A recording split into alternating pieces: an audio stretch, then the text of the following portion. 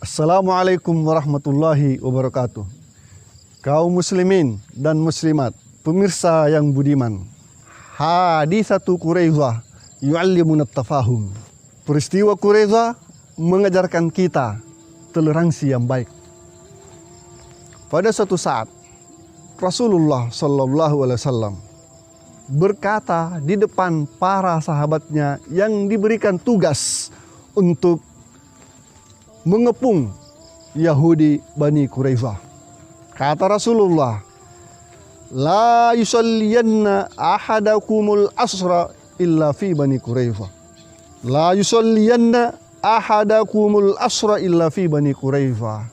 Wahai sahabat-sahabatku, jangan ada di antara kalian yang sholat asar kecuali setelah sampai di perkampungan Yahudi Bani Quraisyah. Kaum muslimin dan muslimat rahimakumullah, kita kenal ada kasus perang yang monumental dalam sejarah Islam masa Nabi Shallallahu Alaihi Wasallam yang dikenal dengan perang Khandaq, yang disebut juga dengan perang Ahzab, dan diabadikan dalam Al-Quran dengan surat Al-Ahzab, di mana Allah Subhanahu wa Ta'ala menceritakan tentang umat Islam yang dikepung min fauqikum wa min asfala minkum, dikepung dari atas dan dikepung dari bawah. Yang dimaksud dari atas adalah Yahudi Banu Quraisyah yang mengkhianati perjanjian dengan Nabi Muhammad sallallahu alaihi wasallam. Yahudi Bani Quraisyah ini tinggal di Madinah dan mereka punya sepakat MOU yang ditandatangani bersama Rasulullah untuk bersama-sama menjaga keamanan kota Madinah dari serangan kekuatan militer luar. Tapi ternyata pengkhianatan yang dilakukan oleh Banu Quraisyah, yang ternyata itulah yang menyebabkan umat Islam dikepung. Provokator perang Ahzab adalah Yahudi Banu Quraisyah. Pengkhianatan yang telah dilakukan oleh Yahudi Bani Quraisyah, yang dibahasakan dalam Al-Quran dengan serangan, kepungan yang berasal dari arah atas kaum muslimin, dan dari arah bawah adalah kekuatan Quraisy dan kabilah Ghatfan. Allah Subhanahu wa Ta'ala menentukan kemenangan buat umat Islam, dan setelah itulah kemudian Yahudi Banu Quraisyah diberikan pelajaran oleh Rasulullah sallallahu alaihi wasallam hingga terungkaplah pesan Nabi ini. Intinya kaum muslimin dan muslimat rahimakumullah, di tengah perjalanan sebelum sampai di perkampungan Banu Quraisyah, masuk waktu asar. Sebagian dari umat Islam, dari sahabat Nabi, meminta untuk sholat asar tepat waktu di perjalanan. Sebagian lagi mengatakan jangan. Nabi berpesan dengan sangat jelas, pesan Nabi, jangan ada yang sholat asar kecuali setelah sampai di perkampungan Bani Quraisyah. Yang tidak mau sholat memahami tekstual pesan Nabi Shallallahu Alaihi Wasallam, dan yang ingin sholat di perjalanan memahami pesan Nabi secara kontekstual, dikaitkan dengan pesan-pesan yang sebelumnya. Akhirnya terbagi dua lah sahabat Rasulullah Shallallahu Alaihi Wasallam dalam memahami pesan Nabi, khususnya dalam sholat asar pada waktu itu. Ada yang sholat asar tepat waktu, ada yang menunggu sampai tiba di perkampungan Banu Quraisyah walaupun sedikit terlambat waktunya. Intinya kaum muslimin dan muslimat rahimakumullah, setelah mereka ketemu dengan Nabi, kata Nabi, kalian dua-duanya benar. Subhanallah. Kaum muslimin dan muslimat rahimakumullah, dalam cerita ini memberikan kita minimal dua pelajaran.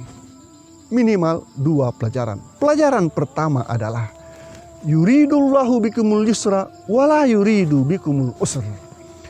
Allah menginginkan kemudahan buat kalian dalam menjalankan syariat Islam ini, bukan nyusah-nyusahin.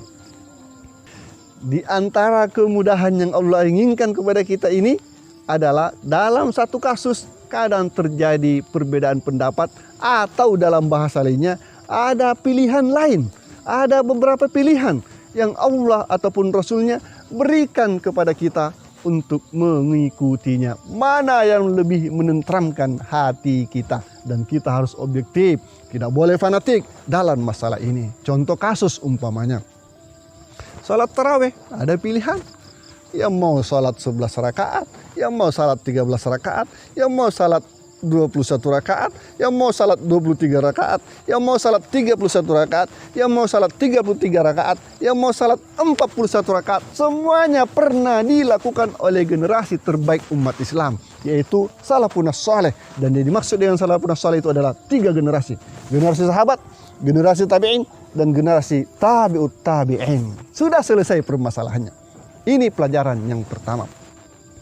Kemudian pelajaran yang kedua adalah kita jangan sampai memunculkan permasalahan di tengah-tengah umat dalam masalah perbedaan pendapat, dalam masalah pilihan buat kita, mana yang lebih menenteramkan hati kita, mana yang lebih mudah buat kita untuk mengerjakannya. Allah Subhanahu wa taala mengutus rasulnya untuk memberikan kemudahan kepada kita, dan Rasulullah bersabda di antaranya, inna min ijlalillahi ta'ala ikramu hamilil Quran. Di antara pesan Allah Subhanahu wa taala sebagai tanda hubungan seorang baik dengan hubungannya dengan Allah adalah memuliakan penghafal Al-Quran dengan 2 ciri.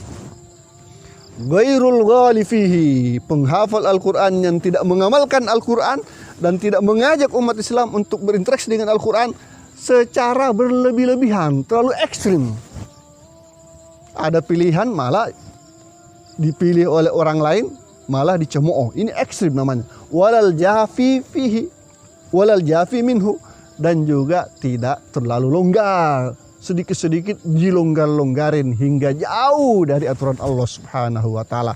Nabi berpesan dan memarahi Mu'adz tatkala ada laporan di mana Mu'adz salatnya terlalu panjang bacaannya dan banyak di antara umat Islam yang tidak mampu mengikutinya, walaupun itu adalah bagian dari syariat dan tentunya menjanjikan pahala yang lebih besar.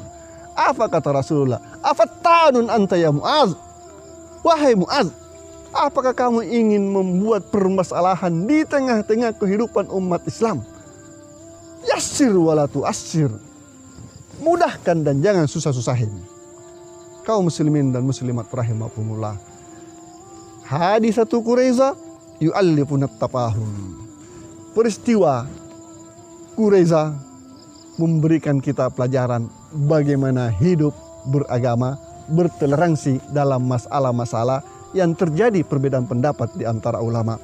Semoga Allah Subhanahu wa taala selalu merahmati kita. Wassalamualaikum warahmatullahi wabarakatuh.